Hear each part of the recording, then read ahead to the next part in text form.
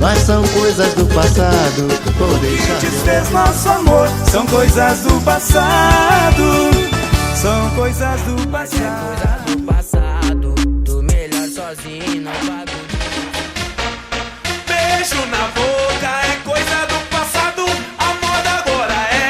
Dos ouvintes, esse é o podcast Coisa do Passado. Meu nome é Murilo Dias Winter, sou doutor em História Social pela UFRJ e na apresentação de hoje a gente vai tratar de mulheres que a gente gostaria que vocês conhecessem. A minha indicação é da Natalia Ginzburg, escritora italiana, que está sendo a minha leitura preferida da quarentena e são livros muito bonitos, muito fortes. Carla, por favor, se apresente e nos indique alguém. Sou Carla Menegatti, professora do Instituto Federal Sul Rio Grandense, e eu vou indicar a antropóloga holandesa Emily Haspels. A Emily, muito jovem, pegou suas coisinhas e foi escavar na Turquia, que ainda era o Império Otomano. A Primeira Guerra Mundial veio e ela ainda assim ficou lá, porque, né, ia fazer o quê? Voltar para casa? Ela queria escavar. Ela ficou lá dando aula de inglês até poder escavar. A Emily foi a primeira mulher a ser coordenadora de um instituto numa universidade holandesa. E até hoje as universidades holandesas não chegam a ter 25% de professoras mulheres.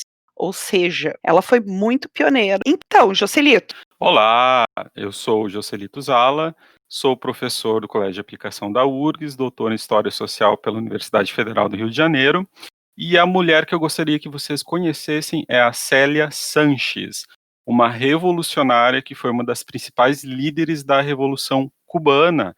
Sim, ela organizou também a luta armada, que derrubou a ditadura do Fulgêncio Batista, e depois ela participou do governo construindo a Revolução. E a mulher que nós três gostaríamos que vocês conhecessem é a nossa convidada de hoje, que é doutora em História pela Universidade Federal do Rio Grande do Sul, já foi pesquisadora residente na Biblioteca Nacional, atualmente faz estágio de pós-doutorado na Pontifícia Universidade Católica do Rio Grande do Sul e é autora de uma série de livros e artigos sobre o voto feminino e a luta feminista no Brasil. Bem-vinda, Mônica!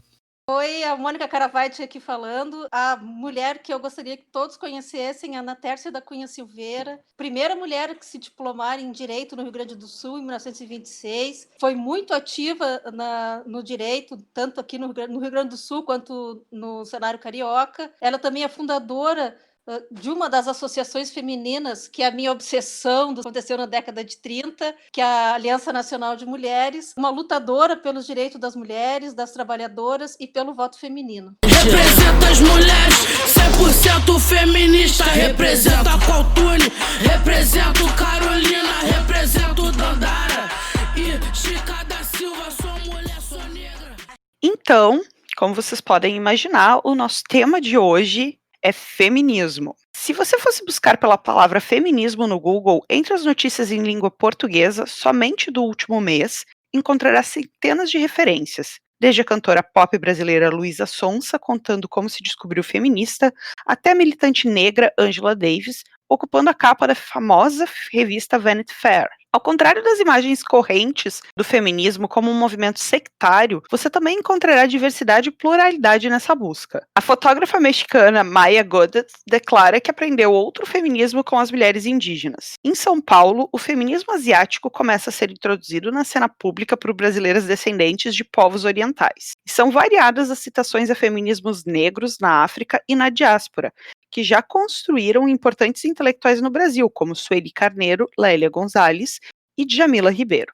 Em meio a toda essa efervescência de ideias e práticas, homens e mulheres antifeministas dizem que o feminismo busca privilégios e que as mulheres não precisam dele. Até mesmo uma historiadora foi eleita deputada no estado de Santa Catarina, fazendo críticas religiosas fundamentalistas ao feminismo e à ideologia de gênero. Mais uma das teorias da conspiração da direita extremista. Enquanto isso, o Brasil perdeu 5 posições no ranking mundial da igualdade de gênero, além de ocupar o vergonhoso 5º lugar em número de feminicídios. Estudos sobre o impacto da pandemia de Covid-19 também revelam que o desemprego atingiu 7 milhões de brasileiras, 2 milhões a mais do que o número de homens demitidos, e a violência doméstica contra mulheres aumentou em 5% desde o mês de março. Afinal, quais as ideias do feminismo? Por que elas causam tanto medo? E feminismo é coisa do passado? Mônica, feminismo é coisa do passado? Feminismo é coisa do passado, do presente e espero que não precise mais no futuro. Eu também. Gracias a la vida que me ha dado tanto, me dio dos luceros.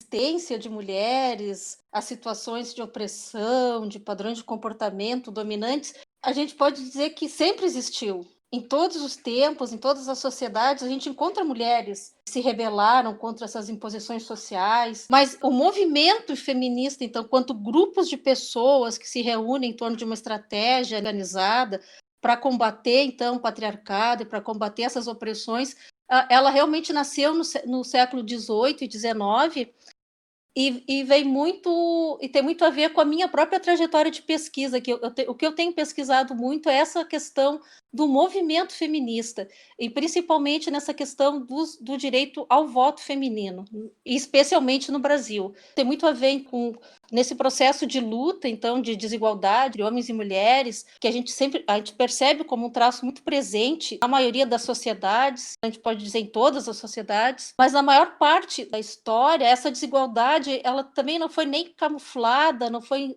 escamoteada, mas muito pelo contrário, ela foi assumida como um reflexo de uma natureza diferenciada dos dois sexos, e era muito dita como necessária para a própria sobrevivência e o progresso da espécie. Então, lá pelo século XVIII, pela metade do XVIII, início do XIX, até mais ou menos metade do século XX, assim, a gente percebe, então, que tem várias mulheres que começaram a se associar, a formar grupos organizados para lutar em prol de uma igualdade de direitos civis, direitos sociais, uma igualdade por educação, por salário, por melhores oportunidades para as mulheres.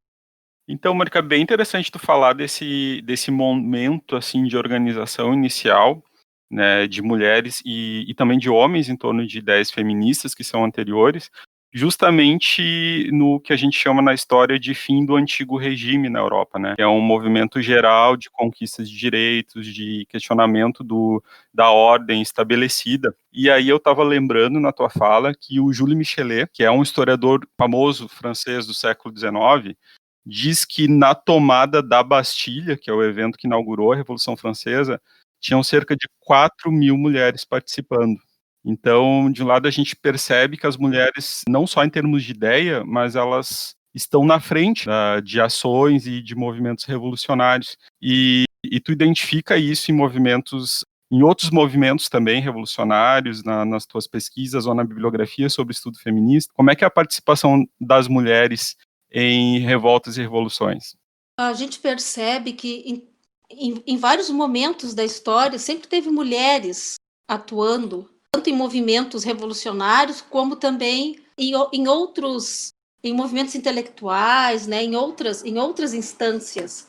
E muito dessas mulheres, inclusive tem, no que a gente pode dizer do medievo, lá no século XIV, já aparecia mulheres escrevendo. Inclusive, a gente tem o exemplo da Christine de Pizan, que hoje em dia até está um pouco mais conhecida. Ela é considerada, na França, a primeira mulher a viver da sua arte, a escrita, em 1400. Então, ela escreveu, inclusive, livros, a Cidade das Damas e vários outros que ela tinha também, e vários poemas. Em todos eles, ela pedia muito a questão da educação para as mulheres, igualdade, mas essa questão do direito ao voto e depois de direito, então, da mulher sobre os filhos, sobre as questões de maternidade também, essa questão mais, a gente percebe mais ela realmente no final ali do século XVIII para o início de XIX, Revolução Russa. Tem a Mary Goldman, tem um livro maravilhoso que ela está falando sobre isso também, essas questões das mulheres. Saiu recentemente no Brasil um livro titulado Mulheres Livres, que é sobre a luta pela emancipação feminina na Guerra Civil Espanhola, em 1930. Então, tem vários grupos anarquistas. Então, tem mulheres a gente vê mulheres em várias frentes pedindo essas questões de direitos, porque a gente tem que lembrar que até as leis, né, não eram favoráveis às mulheres. Podiam estudar. Aqui no Brasil, até 1848, as meninas não podiam nem se educar, né, no ensino básico, a gente diria hoje no ensino básico. O ensino superior só foi a partir do final de 1898, que foi aberto para as mulheres as questões de ensino. Mas quanto movimento mesmo, quanto movimento político, movimento intelectual, a gente percebe mais a partir do final do século XVIII mesmo. E na Revolução Francesa foi muito forte também essa questão das mulheres, né, fazendo pressão para que a própria voz delas fossem ouvidas. A gente tem o exemplo da Olympe de Gouges também, que fez aquele contraponto aos direitos dos homens, né? Ela fez um direito das mulheres. Então, a gente percebe muito isso, essas questões que sempre tiveram mulheres à frente, mas na questão enquanto movimento feminino, movimento organizado mesmo, mais organizado, do início do século XIX. As pautas principais, como eu falei para vocês, era o quê? Era a educação das mulheres, direito ao voto, a igualdade no casamento e vamos dizer, a gente pode dizer também que a bandeira principal era pela igualdade de direitos.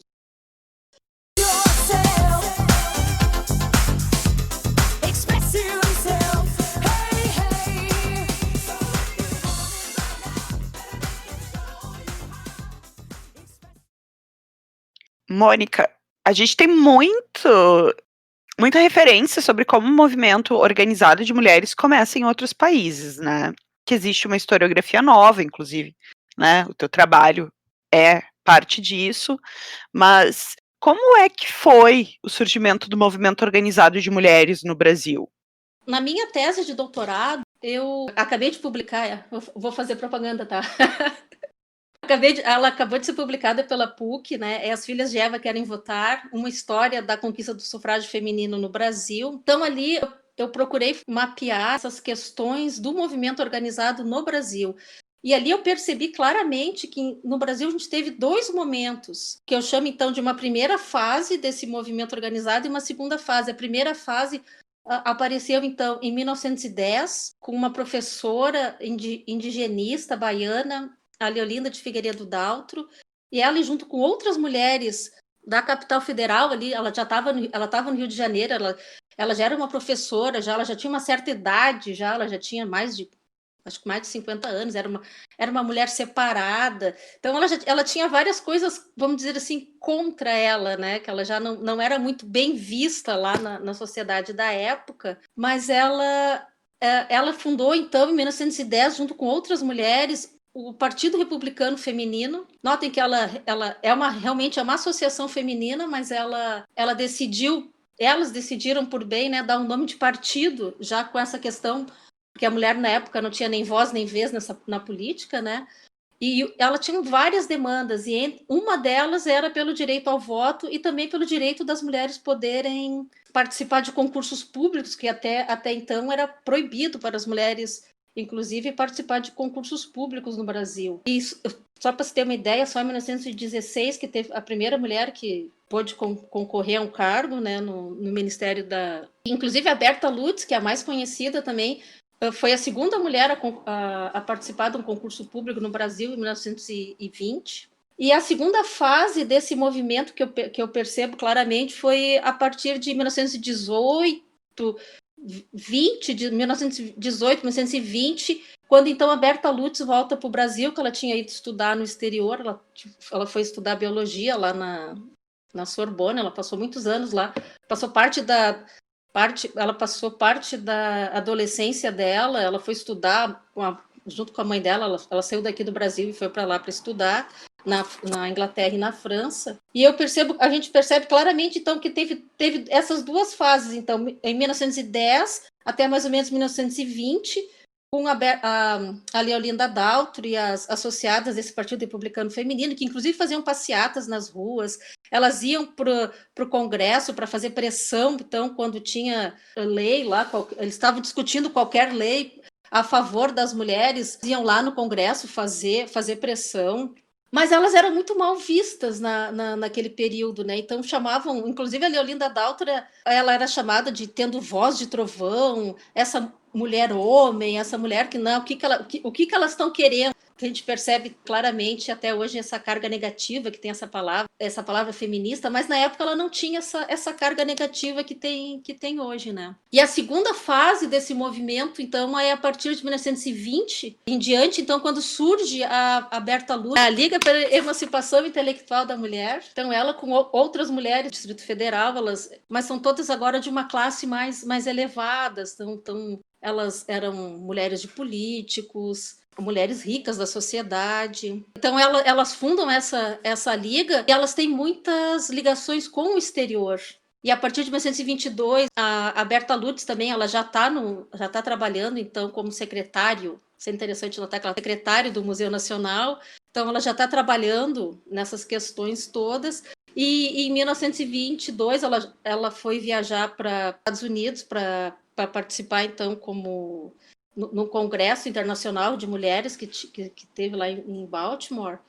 E quando ela volta, então, ela já volta com ela fez contatos com o movimento internacional de mulheres, que também várias associações que tem no exterior, né? E aí ela volta para o Brasil e refunda, então, a liga dela. Ela chama, então, de Federação Brasileira pelo Progresso Feminino e começa, então, a expandir para os outros estados brasileiros. E uma coisa interessante que começa a acontecer, então, é que a imprensa começa a gente perceber claramente que a imprensa começou a dizer que a primeira fase desse movimento, com a Leolinda Daltro e as correligionárias dela, começa a chamar, então, de um mau feminismo, que devia ser, então, combatido, e o feminismo que se queria a partir de então era esse realmente propagado pela Berta Lutz, que seria então aqueles que começam a falar que é um bom feminismo. Mas as pautas eram exatamente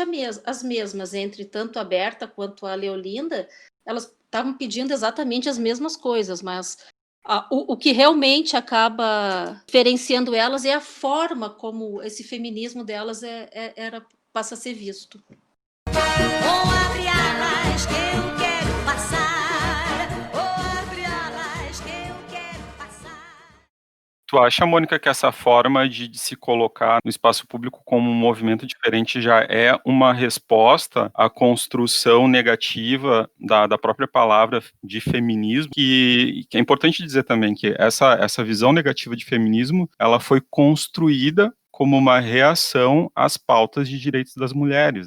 Eu lembrei do teu outro livro, eu ainda não li o teu livro da tese, recém foi lançado, mas a Mônica tem um outro livro chamado Mulher Deve Votar, que é muito bom, e aí eu lembrei de uma passagem que tu fala que em 1917, se eu não me engano, logo depois que a primeira mulher passa no concurso público, ela é satirizada e vira chacota no carnaval. Então tem todo um investimento aí para desconstruir a imagem das mulheres que estão lutando por espaço, por direitos, por conquistar lugares até então reservados apenas a homens. E aí eu lembrei também que tu fala em algum momento do livro sobre o como se ataca a pauta feminista e feminina, dizendo que ela vai abalar ou destruir com a família. E isso me lembra muito o discurso moralista antifeminista no Brasil de hoje, dos dias de hoje. Poderia falar um pouquinho para a gente sobre isso, dessa questão da desconstrução do feminismo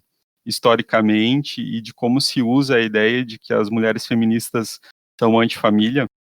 Essa carga negativa da palavra feminista mesmo, a gente percebe realmente a partir da segunda metade do século XX, quando começa, então, o que se chama, né, de uma dita segunda onda, quando as mulheres começam a reivindicar mais direitos sobre o seu corpo. A partir dali que a gente percebe uma forte carga negativa na palavra feminista, que aí sim que as mulheres não querem mais ser chamadas de feminista. Mas nessa primeira fase, né, do movimento, quando a gente vê até então, tudo era feminista. Então, qualquer coisa que saía, qualquer conquista, assim, a mulher conseguiu tem um cargo público conseguiu trabalhar no Correio. Ah, a vitória do feminismo. Essa carga negativa da palavra feminismo, da palavra mesmo, a gente percebe a partir da metade do século XX. Antes, a palavra não tinha essa carga negativa, mas as ações tinham. Eles não falavam claramente, né, que era ruim ser feminista, né? Então, a palavra em si não era mal vista, mas as ações das mulheres no espaço público eram muito mal vistas. Em qualquer momento que elas se posicionavam, uma das questões que eu estou pesquisando e agora que eu procuro mais estou levando à frente essa questão de como foi difícil para essas primeiras mulheres, vamos dizer assim, essas pioneiras, se colocar no espaço público. Porque o espaço público, até hoje, ele não é visto como um lugar onde as mulheres deveriam estar. E mesmo no espaço privado, também não é todos os espaços no privado que as mulheres são bem vistas também, né? Que a gente fica pensando assim, a questão do anjo do lar, que ela tem que estar resguardada dos olhos dos outros. Eu acho bem importante a gente falar que o espaço público, ele tem delimitadores fortes contra a presença feminina, mas quando ele se trata de ser amigável, ele mantém delimitadores sutis. O espaço público, em nenhum momento, ele inclusive hoje, ele não é. O espaço político, então, em nenhum momento ele é amigável para as mulheres, né? Uma coisa muito difícil para as mulheres é encontrar voz. Por quê? Porque a voz feminina não é vista como uma voz de autoridade. Por que é tão complicado para as mulheres entrarem na política? Porque é tão difícil elas terem voz nesse espaço público e político? Porque não é reconhecida, a voz feminina não é reconhecida como uma voz de autoridade. Não é uma voz que vai falar por todos, né? Não é que vai falar por homem e por mulher. Tem uma historiadora inglesa, Mary Bird, que ela tem um livro fantástico chamado Mulher e Poder. Nesse livro ela fala sobre... Ela, antes de escrever Mulher e Poder, ela escreveu SPQR, que é um livro excepcional que analisa, né, a estrutura de poder na Roma Antiga. Ela diz que ela não fala coisas muito diferentes entre relações de modelos de poder quando ela está analisando as coisas em SPQR e em Mulheres e Poder, mas que quando ela publicou SPQR e ela já estava no Twitter, ela só recebeu elogios no Twitter. Quando ela publicou alguns ensaios na internet antes de publicar Mulheres e Poder, ela passou a receber uma série de elogios, entre aspas, né, bastante típicos daqueles homens que querem difamar mulheres. Então ela foi chamada de prostituta, de vadia, feminista que precisava calar a boca. Então o espaço da voz política, né, ele não é um espaço para ser utilizado pela mulher. Ele é um espaço marcado para ser de homens. Tudo bem ela ser uma historiadora, tava ok. Talvez ela sofresse alguma retaliação numa dimensão mais particular, mas não pública. Agora, ela querer ocupar um espaço político e falar sobre relações de poder no mundo de hoje, complicou a vida dela, né?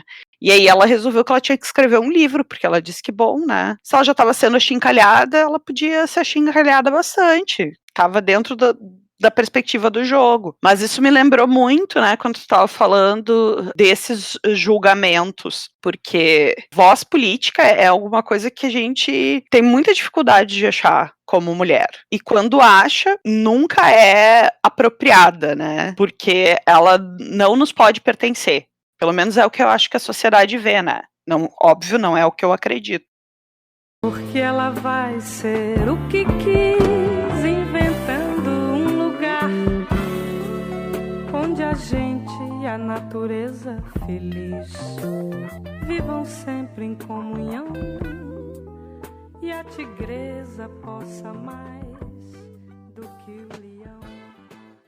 Mas essas primeiras mulheres que se intitularam, que reivindicaram essas questões para si, né, feministas, elas estavam muito pautadas nesses ideais que a gente pode dizer que eram ideais liberais. Então foi nesse meio do liberalismo que essas primeiras pautaram, então, para defender os seus direitos, há uma participação nessa esfera pública, o direito ao trabalho, ao controle das suas finanças, ao direito a uma participação e uma representação, inclusive na política. Elas começaram a veicular muito que, enquanto os homens não tivessem que prestar contas para as mulheres, enquanto eleitores, né, eleitoras, as demandas delas também não teriam vez nem voz nesse espaço público. E esse feminismo dito liberal, que também se chama a primeira onda, ele não defendia pautas que visavam a libertação das mulheres enquanto classe, né, em sua totalidade.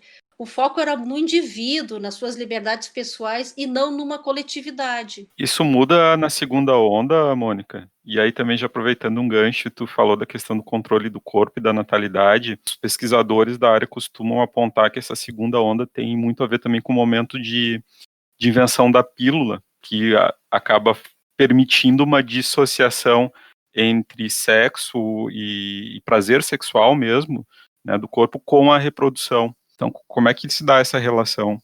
Essa questão do que se chama, então, de uma suposta segunda... Eu não gosto muito dessa noção de ondas também, é uma coisa que já está um pouco... Ultimamente já não se está falando muito, mas...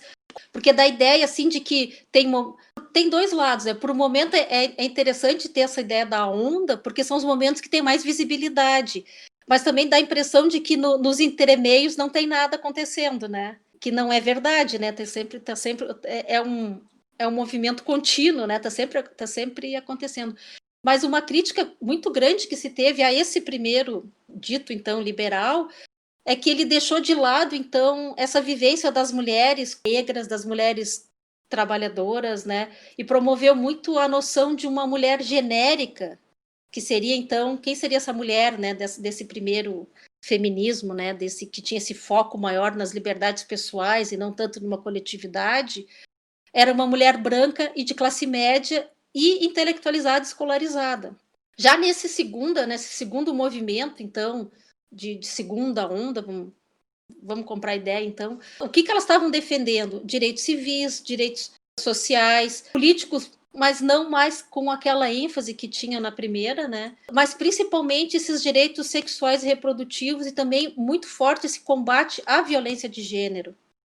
Qual é o período? A pílula foi um dos fatores fundamentais para isso, porque realmente tirou essa questão, esse peso, essa pecha da mulher, né? Essa questão da reprodução. Então, direito sexual, então aí começa a vir a questão do prazer, dos direitos sexuais da mulher, dos direitos reprodutivos, pelo direito ao seu corpo. Isso que na primeira, né, naquele primeiro momento, então, do movimento, não era nem um pouco, não era falado isso, essas questões de aborto, não eram comentados. O que a gente percebe também claramente que nessa primeira fase, o que as mulheres, até para elas se terem lugar e terem vez e voz nesse espaço público, elas começaram muito, inclusive essa é uma pauta da Berta Lutz, por isso que eu falo que ela começou a ser muito identificada como esse bom feminismo, porque elas sempre falavam que elas que elas não queriam usurpar o lugar dos homens, elas queriam estar ao lado dos homens, então elas queriam alguns direitos para poderem exercer melhor o seu papel ao lado, como companheiras dos homens. Então, para mim, isso foi uma estratégia que elas tiveram, né, no período, para elas realmente poderem ter vez nesse espaço público, ter um pouco de voz. Mas também eu acho que foi um tiro no pé, vamos dizer assim, porque aí depois elas perceberam que terem conquistado direitos políticos acabou não levando a outras conquistas, né? Então, por isso que teve esse segundo movimento, então, a partir da década de 60, a partir da década de 70, que aí começa muito com grupos de reflexão, pedidos de mudança na legislação, mas principalmente mudanças na mentalidade. E aí que começa a aparecer também o feminismo negro. como que não falta no mundo e aqui nesse programa são mulheres incríveis, extremamente competentes, a Maiara Gonçalves da Silva, pesquisadora de relações de gênero, história cultural e história intelectual, atualmente doutoranda da Universidade Federal do Rio Grande do Norte, nos mandou um áudio explicando as origens dos feminismos negros e suas principais pautas de reivindicação. Então, Maiara, por favor, pode mandar um áudio? Hoje eu vou falar para vocês um pouco sobre feminismo negro, que atualmente é até mais interessante a gente pluralizar o termo e falar em feminismos negros, entendendo que esse movimento é plural e não homogêneo.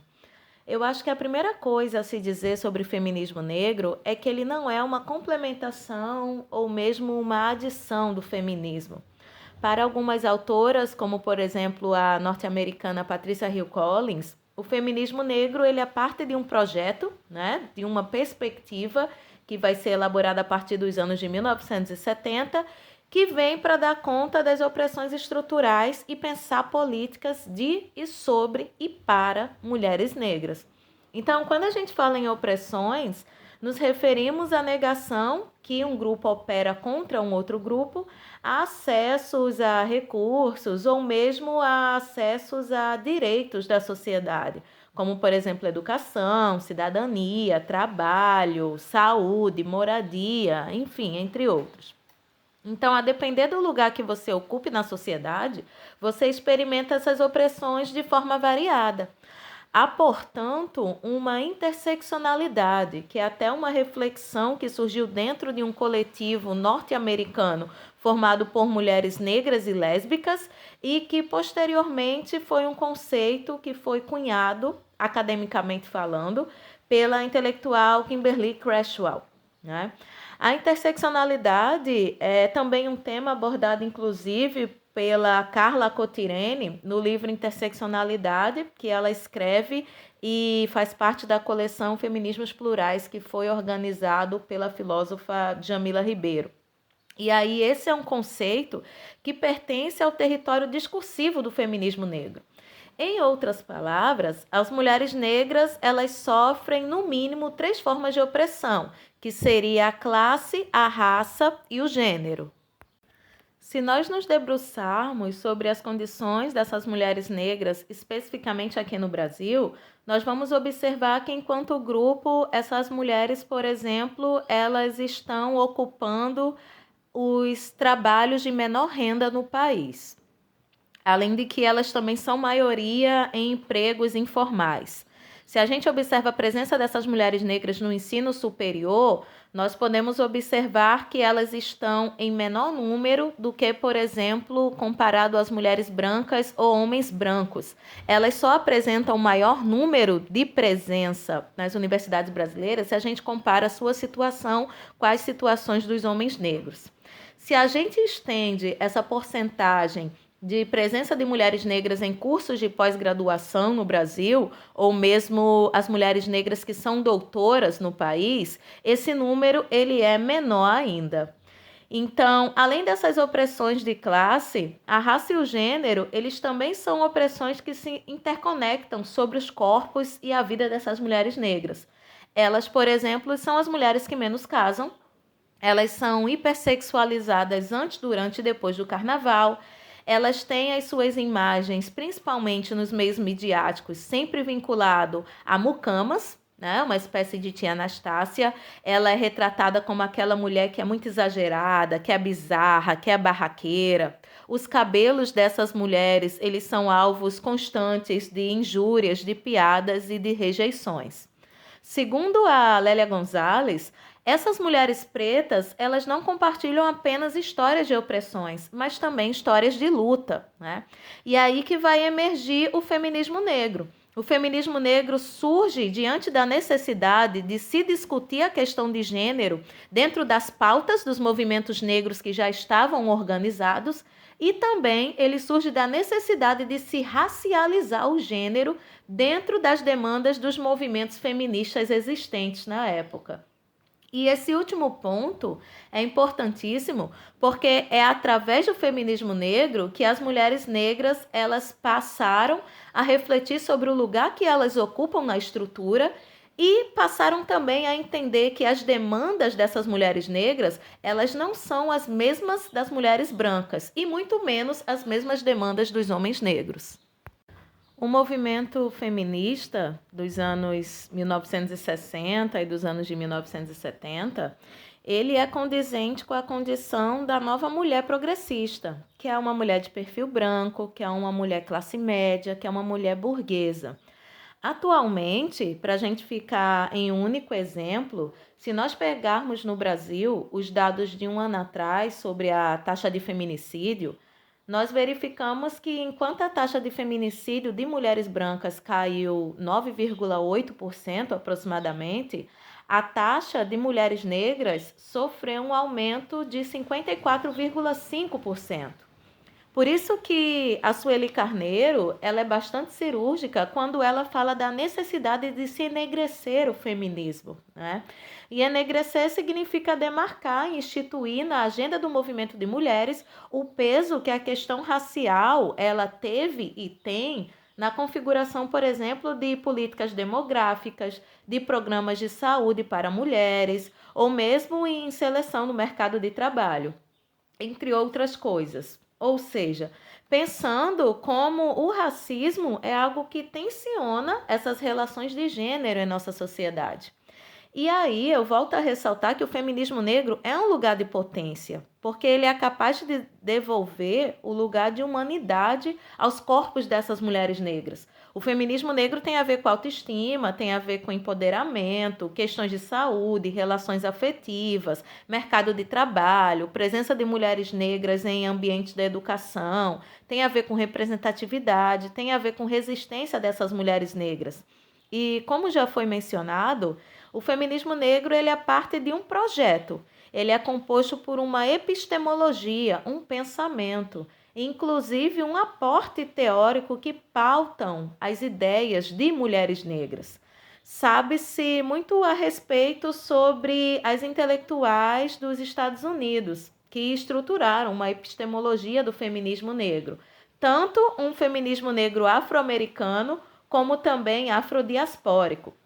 Então, alguns nomes interessantes é a Patricia Hill Collins, que já foi mencionada, a Audre Lorde, a Alice Walker, a Bell Hooks, a Angela Davis, né, a própria Kimberly também, que nós já falamos sobre. Só que no Brasil, nós também podemos encontrar e falar de um corpo teórico que marca um pensamento feminista negro, ou americano, né, que é um conceito utilizado pela Lélia Gonzalez. E aí nós ficamos em alguns nomes, como, por exemplo, a própria Lélia Gonzalez, a Beatriz Nascimento, a Sueli Carneiro, a Joyce Beth, a Djamila Ribeiro, a Juliana Borges, a Carla Cotirene, a Jurema Werneck, a Stephanie Ribeiro, entre outras. Então, para finalizar, eu convido vocês a ouvirem as vozes dessas mulheres negras e a lerem as produções delas, para além das produções acadêmicas, inclusive. Uma vez que o feminismo negro, ele retira essas mulheres negras do lugar de invisibilidade que a sociedade legou a essas mulheres, assume um lugar de protagonismo, essas mulheres negras, e finalmente contribui para a construção de um projeto político mais amplo, mais democrático e mais justo. Carne mais barata do mercado é a carne. Só cego não vê. Que vai de graça pro presídio e para debaixo do plástico. E vai de graça pro subemprego e pros hospitais psiquiátricos. Pode homem feminista? Pode. Tenho problemas com a ideia de que um homem se reivindique feminista, porque a gente conhece também os esquerdomachos, né? Posso falar dessa figura, o macho palestrinha, né? Que também é uma outra categoria, que é o cara que pratica o mansplaining, né?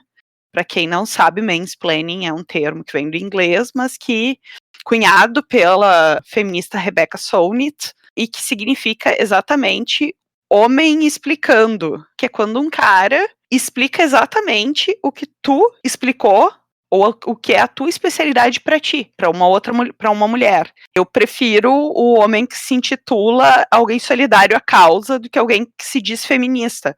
Porque o cara que se intitula alguém solidário à causa é alguém que tem consciência de que ele não vive a opressão que a mulher vive. No mesmo sentido que a gente, como pessoa branca, entende que tem que ser antirracista, mas que não sofre racismo. Na minha percepção, eu quero homens feministas. Muitos. Eu acho que a gente tem que ter uma educação igualitária.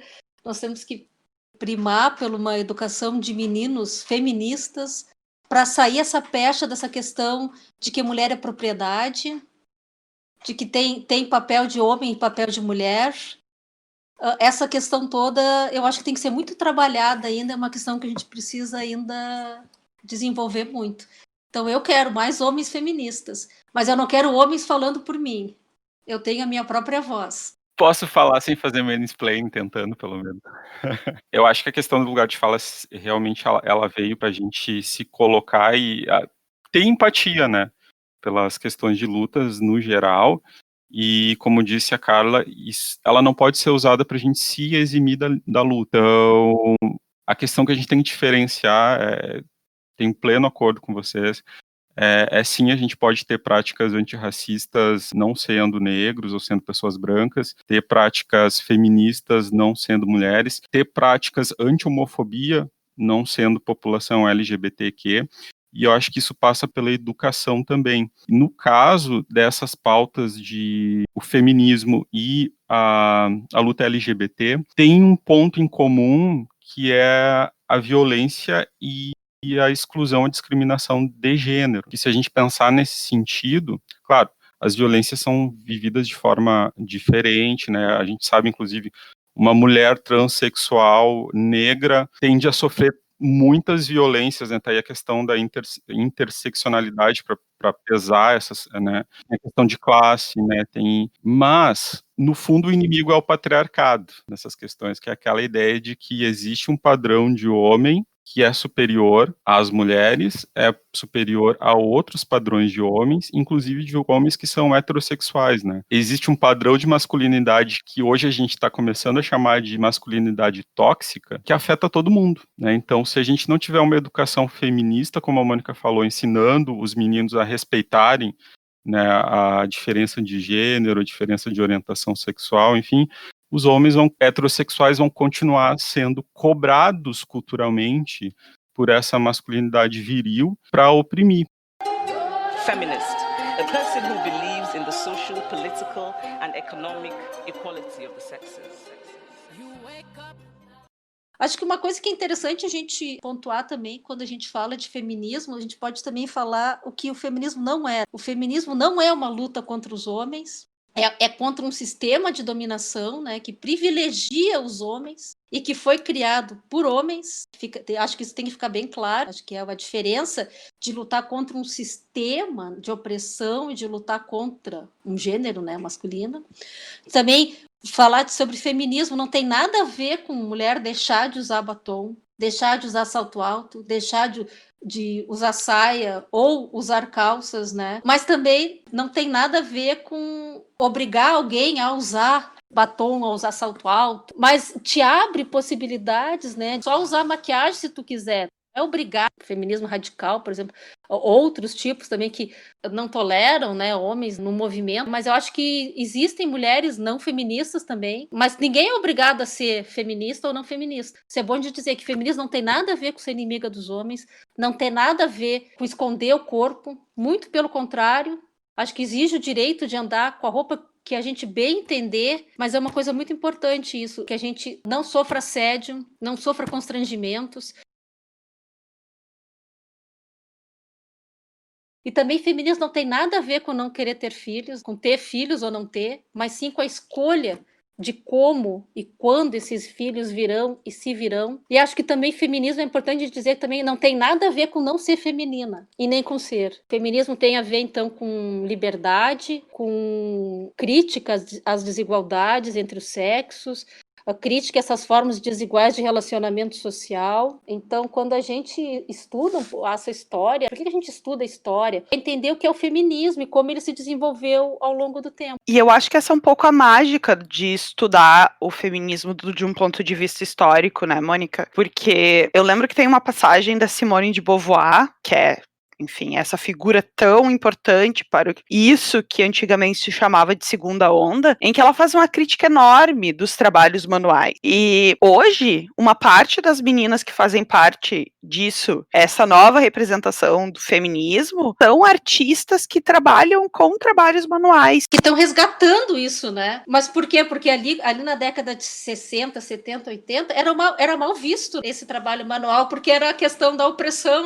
Claro, porque quem fazia os trabalhos manuais era obrigado a fazer os trabalhos manuais. A Simone de Beauvoir faz uma análise muito boa. Ela diz que, né, as mulheres precisavam fazer esses trabalhos manuais para se ocupar, porque elas não tinham direito de desenvolver sua intelectualidade. Enquanto essas mulheres de hoje, que estão usando seus trabalhos manuais para fazer arte, elas estão justamente usando esses trabalhos manuais para desenvolver a sua intelectualidade. Então, é todo um processo em que a gente consegue entender, tem uma transformação de sentido. E que essa transformação de sentido é histórica.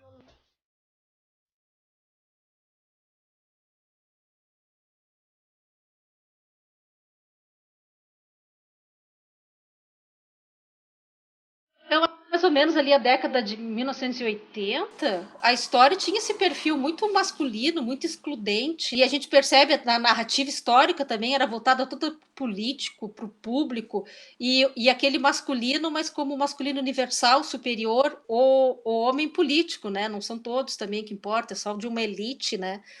Mas é uma questão bem interessante a gente pensar que as mulheres eram excluídas duplamente, tanto como personagens e como produtoras da própria história. E aí que entra também essa questão desse movimento que aconteceu lá na década de 60, 70, muito relacionado a essa militância feminista, que começa então a introduzir então a história das mulheres na história, né? Então a gente começa a integrar as mulheres nesse processo histórico. E também os primeiros estudos que se teve na época começou também. Elas queriam integrar a mulher nesse processo histórico, mas evocando quem? Também as heroínas, né, dos séculos anteriores. Aí quem era a primeira mulher que trabalhou, sei lá, no século XVIII? Quem era fulana de tal, quem era, né? Que aí vão fazer esse resgate e a partir depois, então. Mas a gente também percebe que esses estudos também eram muito vistos como até uma mera curiosidade, né? Um adendo à história geral, que era a tarefa lá exclusiva de pesquisadoras, né? Que estavam lá fazendo um estudo sobre o próprio sexo, mas que era ao mesmo tempo tolerado, até mesmo marginalizado. E só lá por 1990 que a gente vê então novos rumos nessa historiografia, que aí começa então, as mulheres começam a aparecer ao lado dos homens na história, né, como protagonistas, como o Joselito falou, né, na esfera pública e nos motins, que elas começam a aparecer nas organizações políticas, no mercado de trabalho, que aí começa a ter mais estudos sobre família, maternidade, sobre o lar. Então começa a aparecer mulheres, não só as heroínas, as grandes rainhas, mas também elas começam a aparecer como as rebeldes, como as amotinadas, como as donas de casa, como as trabalhadoras. Mas isso é bem recente, não é um... Mas tudo isso se deve também a esse movimento. A gente não fala mais o feminismo, né? A gente fala os feminismos, porque o feminismo não é uma coisa única, também não existe uma mulher única, mas são os feminismos, que eles são múltiplos. Está em debate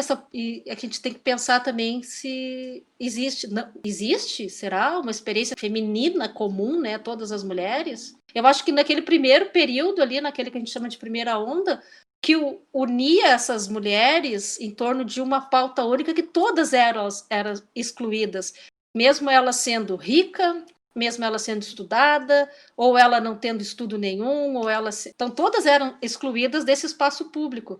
E no momento, então, que elas começaram a adentrar nesse espaço público, aí começou a ter diferenças, se perceber mais diferenças começou a perceber, vamos dizer assim, uma multiplicidade de experiências específicas que compõem essa condição feminina. Então não se pode, hoje em dia, tem que levar em conta elementos como raça, como classe, como renda, como orientação sexual, sexual, entre vários outros. E Mônica, tu falou da história das mulheres, e a história das mulheres, de certa forma, é um campo, um domínio que começa, introduz também os estudos de gênero, né?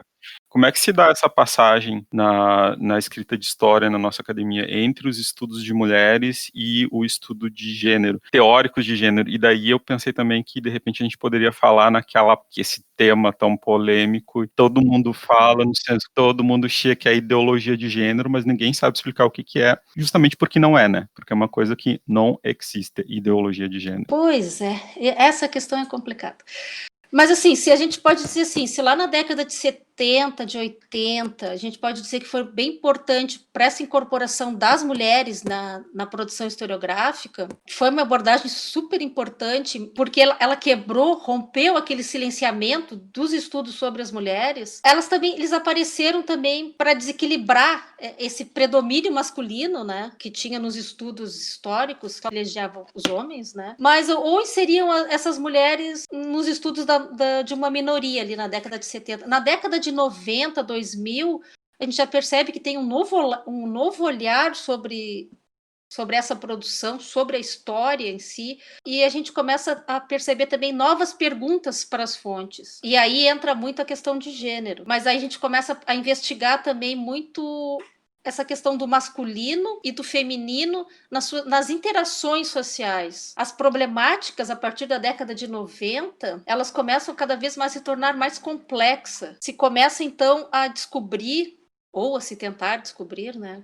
A gente sabe que nunca a gente vai descobrir, né, realmente o que aconteceu. Mas a gente está tentando descobrir, desvelar, revelar quais são esses mecanismos, né, que pautavam-se nessa suposta, então, superioridade masculina, na dominação masculina para as mulheres, né? Você começa também a estabelecer essas desconstruções de ditas identidades globalizantes, que a gente sabe que não existe, né? A gente começa a redefinir, então, essas relações de poder e essa questão da subordinação em torno dos sexos, né? E aí entra muito a questão da teoria feminista, que começa a investigar essa organização social, tendo como ponto de partida as desigualdades de gênero. Tudo isso que tu está trazendo mostra que o feminismo também produz reflexões que ajudam a gente a compreender o mundo e desconstruir essas relações de poder, e aí, enfim, é a reação, né? Gênero é uma categoria de análise histórica, né? Ela é uma categoria que a gente pode dizer que científica, dentro do campo de ciências humanas. E aí, quando se usa o termo de ideologia de gênero como um artefato político para criticar as teorias feministas, né, está dizendo que é mentira, que as feministas inventaram tudo, que não existe. Quer dizer, me parece, não sei se vocês concordam, que é uma tentativa de voltar a naturalizar essas diferenças sociais que a gente já avançou muito e sabe que são construídas sociais e culturalmente, que a dominação é construída cultural e socialmente, né, que a opressão é construída. Então diz, não, isso é ideologia de gênero, porque de fato, e aí chegando nos fundamentalistas até religiosos mais radicais, tem aquela visão de que mulher tem que ser submetida, a mulher tem que se submeter, né, ao homem, ao marido, ao pai e até ao irmão, né. Eu me lembrei do trabalho do Carlos Eduardo Barzotto, tá pesquisando justamente o uso do termo ideologia de gênero nas legislações municipais aqui no Rio Grande do Sul. Então é a tentativa de impedir qualquer tipo de trabalho com os alunos que fale de sexualidade ou que fale, né, de relações igualitárias entre meninos e meninas, ou que trabalhe contra a homofobia. Mas é isso, eles não conseguem definir, nem em termos de legislação, o que é ideologia de gênero.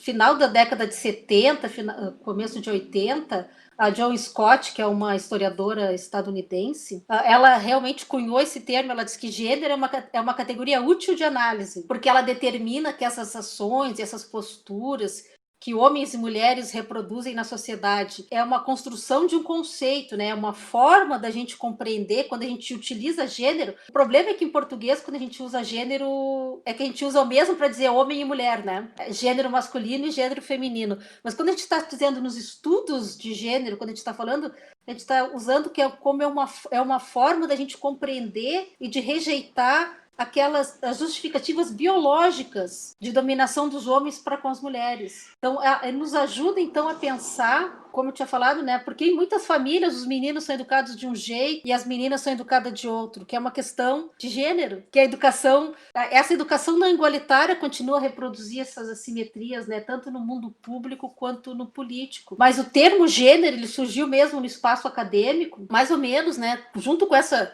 dita segunda onda, quando então as pesquisadoras feministas procuravam realmente desmistificar essas atribuições e condições da mulher na sociedade. Então, qual que era a ideia da Scott quando ela... Não é só ela, né? Mas ela que realmente... É um artigo que a gente tem que... Inclusive é o nome de um artigo, né? Gênero, uma categoria útil para estudar a realidade. Então, a ideia dela era realmente analisar como, para a gente empregar, né? Como essas hierarquias de gênero são construídas, como elas são legitimadas e como elas são mantidas, contestando essa característica biológica que determina o que é ser homem e o que é ser mulher. Então, não é simplesmente, como diz a Damares, né? Menina veste rosa e menino veste azul. Mas aí tem que lembrar também que a questão... Alguém tem que lembrar para ela que tem umas décadas atrás... Azul era a cor de menina, porque era o manto da Virgem Maria. E o rosa era mais voltado para os meninos, porque as cores também têm história, né? E o vermelho era a cor de menino, porque era a cor da virilidade, era a cor do sangue derramado nas batalhas, né? Então essa questão do gênero também, né? Ele é um tema bem transversal, né? De análise, que a gente está pesquisando, então, nessas intervenções, as interações sociais, que ajuda a gente a entender, então, por que diferenças, por exemplo, entre ter cromossomos XX e XY, se transformaram em desigualdades. Por que nascer homem é mais importante do que nascer mulher? Porque eu sendo mulher, eu tenho que lavar a louça e o meu irmão não precisa. Então, são essas questões, né, que a gente começa a ter uma oportunidade de refletir sobre essas relações entre homens e mulheres, e também as relações, então, entre homens e homens, que também tem hierarquias entre eles, né, e também entre mulheres e mulheres. Eu acho que essas que são as questões. A gente quer te agradecer muito, muito, muito pelo aceite de participar dessa conversa. Foi muito legal, muito bom, e a gente quer mais vezes aqui, tá? Vamos pensar de novo em uma nova participação aí no futuro. Vida longa para o Coisa do Passado. Vida longa para as coisas do passado, e que o feminismo não seja mais necessário no futuro. Mônica, muito obrigada, e foi muito bom conversar contigo. Eu concordo contigo, espero que o feminismo não seja mais necessário no futuro, mas enquanto ele for necessário, estamos aí, né? E tchau, gente! Tchau, gente. Até mais. Obrigado, Mônica. Obrigado, Mayara. Tenho certeza que o pessoal em casa, assim como para mim, foi uma aula sensacional e muito necessária. Não esqueçam de seguir a gente nas redes sociais. É @coisa do passado no Twitter e no Instagram. Beijos, abraços e carinhos sem ter fim.